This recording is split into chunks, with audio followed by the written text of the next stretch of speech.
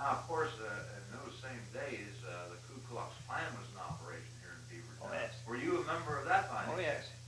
chance? But the Ku Klux Klan around here was primarily to straighten up wayward husbands and so on, wasn't it? Well, it was supposed to, but there wasn't much of that done. It was, I know one family, or one father, had punished his daughter because she was going out with a certain fella, and the Ku Klux Klan come up from Middleburg and scared the daylights out of him. He let her go, and she left home and went to live with somebody else. Now, that was one of the things they did. Well, they used to burn crosses Oh, over yes, here on the burn the ridge. cross over on the ridge, and before they burned the cross, they shoot a charge of dynamite off. And also, they tarred and feathered John Nerhood's sidewalk when he lived up there in one of them silk Well, houses. I wasn't in on that. That was much later. That was much later. But they didn't like his drinking and not attending to his Yeah. family. Well, they also built a cross for Jake Hedrick, too. Oh, I didn't know that. Oh, yes, and they had put some markings on his sidewalk.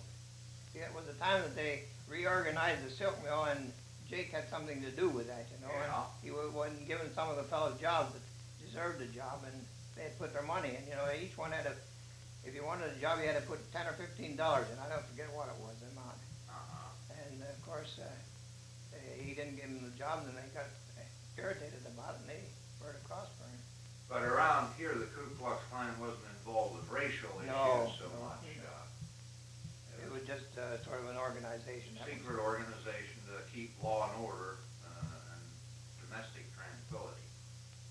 Also, you mentioned 10 years ago, I'm trying to think now, but it had something to do with another organization, another activity. Perhaps I'll have to turn it back to you because right now it slips my mind. Well, let's talk about Bellings. Okay.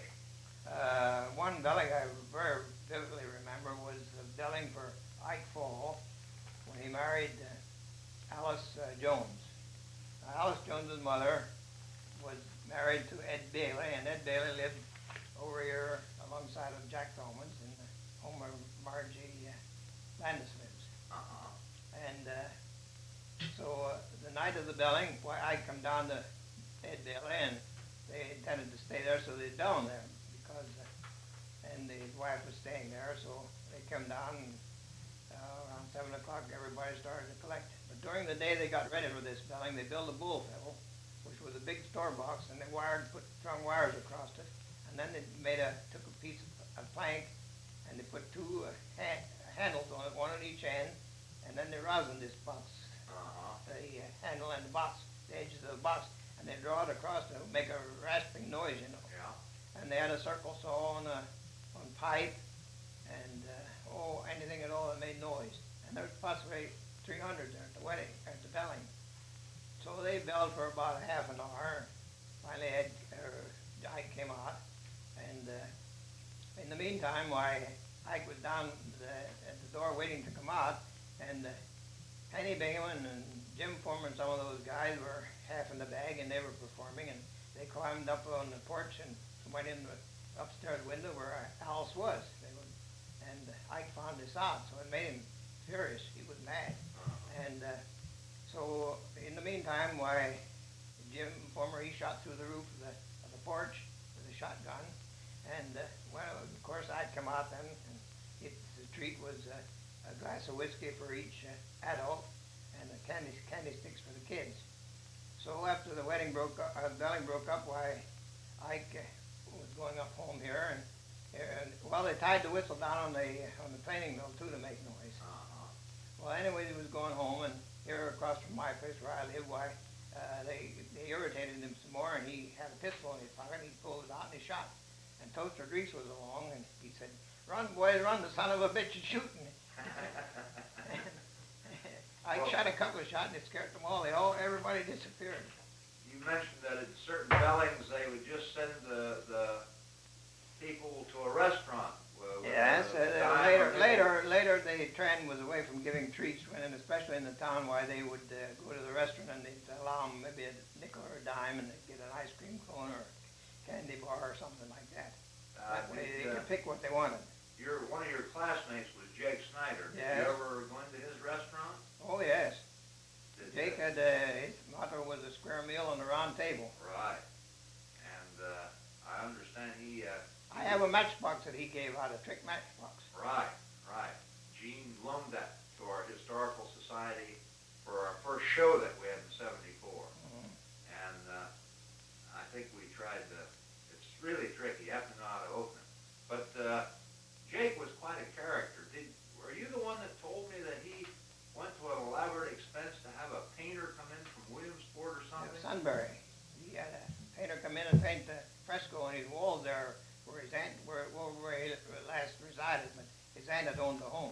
Right, but that's where Mrs. Klein Yeah, lives now. he painted pictures on the wall. Had an artist come in and spend an enormous sum, have a fresco painted on the wall, and Mabel didn't like it and covered it up. Yeah, they papered over it eventually. Papered over this $4,000 fresco or something like that.